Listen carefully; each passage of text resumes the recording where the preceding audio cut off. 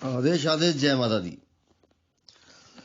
अब देखिए आश्रम में क्या करें बताओ तुम लोग। जो तुम लोगों के लिए पहला, जैसे आज तक करते आए हैं कि जो भी इंसान आया है एक ही बारी में ठीक कर दे। दूसरा, 5 चौकी का विधान रखें। तीसरा, होम हवन करवाने के बाद पूरी भक्ति उनकी पूर्ण करवाने के बाद उनको ठीक किया जाए। फिर इसके बाद आता है कि 7 दिन रखा जाए, 7 दिन में एक साधना करवाई जाए, 7 दिन में इनकी डिप्रेशन कुंडली शक्ति सारी जागृत करवा कर और फिर इनको जो है 3 बार बुलाया जाए या उसी वक्त ही ठीक करके भेज दिया जाए, या पहले इनसे मंत्र जाप करवाया जाए कि मंत्र जाप कीजिए, आप लोग जो है जितना मंत्र जाप कर सकते हैं मंत्र जाप कीजिए, होम हवन कीजिए। फिर इसके बाद जो है कि सिर्फ सामग्री देकर और आशीर्वाद देकर मंत्र साधना देकर इनको भेज दिया जाए और बोलो कि 5 बारी आओ, और जिसका 5वां शनिवार होगा उसको 5 चौकियों में उस वक्त सही कर दिया जाएगा। अब बहुत से लोगों का बात ये होगी कि एक ही बारी में ठीक कर दीजिए, है ना, कि एक ही बारी में ठीक कर दे, जैसे आज तक सबको एक ही बारी में ठीक करते आए हैं। तो एक बारी में ठीक करने का सबसे बड़ा लॉस ये है कि अब एक बारी में ठीक कर देते हैं, यानी कि दवाई 1.25 महीना लेनी थी लेकिन हमने कहा एक ही डोज में तुमको ठीक कर दिया। अब इसके बाद क्या होता है कि तुम ठीक हो गए हो, लेकिन ये जो हवन किया है, ये सब कुछ किया है, ये अभी तुम्हारे लिए किया है। पहला हवन तुम्हारे लिए, फिर दूसरा हवन इस पृथ्वी के लिए, फिर उसके बाद देवताओं के लिए, उसके बाद जो है यक्ष गंधर्वों के लिए, फिर उसके बाद जो है देविक शक्ति के लिए हवन होगा, और तीसरा जो है उसके बाद हमारे लिए हवन होगा, और उसके बाद जो है आपका हवन होगा कि आप सब कार्य से मुक्त हो चुके हैं। 7 हवन। अब क्या होता है कि हम एक हवन करवा देते तो ये 6 हवन, ना तो कोई देवताओं का हवन जाता है, ना पृथ्वी का हवन जाता है, और ना ही हमारा हवन जाता है, ना देवी देवताओं का, यक्ष गंधर्व सब हवन जो है रह जाते हैं, तो सबके भोग रह जाते हैं। तो फिर वो सब शक्तियां जो है हमारे को प्रताड़ित करती है कि भाई विशालनाथ तूने तो ठीक कर दिया, अब हमारा खाना कौन देगा, हमारा भोज कौन देगा। शक्ति बोलती है कि मैं तेरे साथ खड़ी हूं, पृथ्वी की शक्ति बोलती है, नागलोक की शक्ति बोलती है विशालनाथ मैं तेरे साथ खड़ी हूं, आकाश की शक्ति खड़ी है, दैत्य शक्ति चल रही खड़ी है, मसान की शक्ति चली है, महाकालिका की शक्ति, हम सब शक्तियों ने खड़े होकर तेरा एक काम कर दिया, लेकिन हम सबको भी बराबर का भोग चाहिए। तो वो भोग नहीं मिलता है, तो उसके बाद जो है मेरे शरीर को कष्ट उठाना पड़ता है। और अगर मैं चाहता हूं कि मेरे शरीर को कष्ट ना हो, तो इनसे ही मंत्र जाप करवाकर, इन्हीं से सभी पद्धति करवाकर, सब कुछ इनसे करवाकर सबके भोग दिलवा दिए जाए, उसके बाद जो है ठीक हो जाए। फिर इन लोगों को रहता है पूछा लेने का।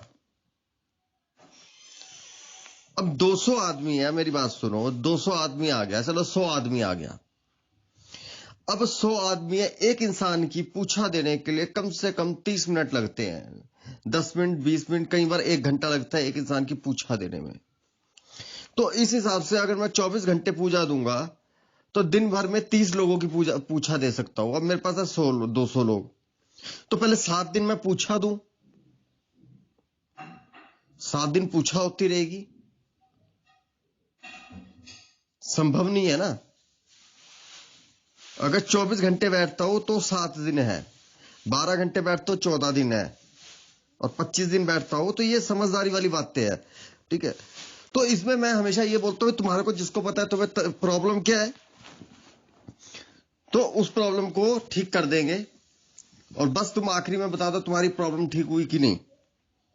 जिसको ज्यादा प्रॉब्लम होती है उसको बता दिया जाता है, अच्छा तेरे को साथ ये प्रॉब्लम है, ऐसी प्रॉब्लम है, कि बता दिया जाता है। लेकिन अगर मैं पूछा देने आऊंगा तो जो 10 दिन में पूछा देने के लिए अगर लगाऊंगा तो वो 10 दिन में 200 लोगों की 10 क्रियाएं हो जाएगी। और पूछा किस लिए, सारी दुनिया में जाकर पूछ लिया, बात क्या है, हमारे कष्ट दूर होने चाहिए, जो मैंने हमेशा किया। भाई तुम्हारे ये कष्ट है, मेरे को तो सारा पता रहता है सबका क्या कष्ट है, ठीक है, भगवती सब बता देती है। आखिरी में क्या होता है, हाँ जी गुरु जी, हाँ भी 10 साल से परेशान, 5 साल से परेशान, प्रेत की बाधा मैं इतने बोलता हूँ, प्रेत बाधा, ये बाधा, ये बाधा, ये बाधा, हाँ जी, ये यहां पर दर्द होता है, यहां पर दर्द होता है, यहाँ लो जी ठीक हो गए। अब ठीक हो गया, अब बोलो जी तुम्हें पूछा की जरूरत है, तो बोलते हैं गुरु जी अब क्या पूछा करनी, अब तो हम ठीक हो गए। तो या ये सिस्टम रखा जाए, और जिन्होंने पूछा लेनी है तो विशेष रखा जाए ध्यान। फिर सबसे बड़ी समस्या जो आती है, जो पहले आई है, जब हमने पहले ये काम किए, बुलाया सबको, तो बीच में जो है दल्लाखोर इंसान बहुत बैठ जाते हैं, जो मेरे नाम पे पैसे ठगने शुरू कर देते हैं, आज तक ठग रहे हैं। तो ये पैसे ना ठगे तो इसके लिए जो है एक करेंसी चलाई जाएगी, जो करेंसी सिर्फ आश्रम की होगी, यानी कि उस आश्रम में सिर्फ मेरे नाम का पैसा चलेगा। तुम लोग अपना पैसा दो, तुमने अपना पैसा दे दिया, तुमको 1000 रुपए दिया, 1000 रुपए के पैसे मिल गए, लेकिन आश्रम के पैसे, जो आश्रम में ही चल सकते हैं, बाहर कहीं नहीं चलेंगे। तो वो तुमको पैसे मिल गए, उससे तुमने जो सामग्री लेनी है सब कुछ लो, मनी एक्सचेंज कराओ।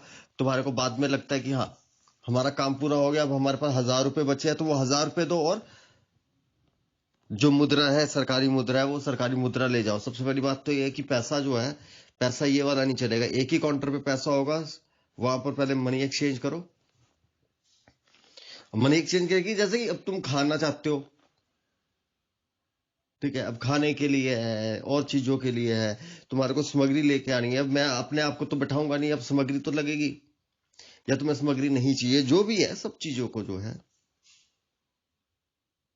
या कोई सामग्री नहीं भी हो तब भी जो पैसा है, ठीक है, अब जो ये पैसा आएगा तो इसमें से इसका एक बहुत बड़ा हिस्सा जो है गरीबी सेवा में जाएगा। लेकिन इस बार मेरा ये है कि किसी को कोई सेवा नहीं दी जाएगी, सीधा एक अनाथ आश्रम खोल दिया जाएगा, या अडॉप्ट कर लिए जाएंगे। अनाथ आश्रम हो गए, वृद्धाश्रम हो गए, जिनको अडॉप्ट करके उनकी कुछ जो है, जैसे कि राशन, दवाइयां जो है, लाखों रुपए का खर्चा हमारा संस्थान उठाएगा कि हाँ भैया यहाँ पर दवाइयां चाहिए, जो बुजुर्ग लोग हैं, तो पैसा कहीं पर नहीं दिया जाएगा, हर जगह पर सामग्री दी जाएगी। फिर डिप्रेशन से भरे लोग आते हैं, तो जो हम लोग कुंडली शक्ति का करवाते हैं, जो जागृत करवाते हैं, तो जागृत के पहली बारी में क्या होता है कि 90% तंत्र वैसे ही निकल जाता है।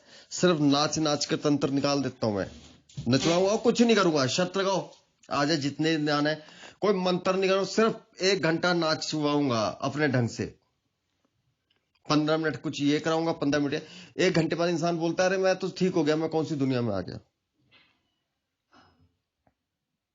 ठीक है। फिर इसके साथ जो है एक तुम्हारे ऊपर ये तंत्र क्यों हुआ है ये सब बताया जाएगा, तो इसका भार होता है, तो भाई इसके लिए तुम साधना वगैरह करके सब कुछ करो। ठीक तो हम कर ही सकते हैं ना एक ही बारी में, लेकिन तुम लोगों के पाप कर्मों को भी नष्ट करवाना है ना, तुम्हारे पाप कर्मों को भी नष्ट करवाना है। दूसरा, मेरी वैल्यू भी बढ़ानी है। अगर मैं एक ही बारी में ठीक कर देता हूं, 200 लोग आए, ठीक कर दिए, फिर कौन आ रहा है?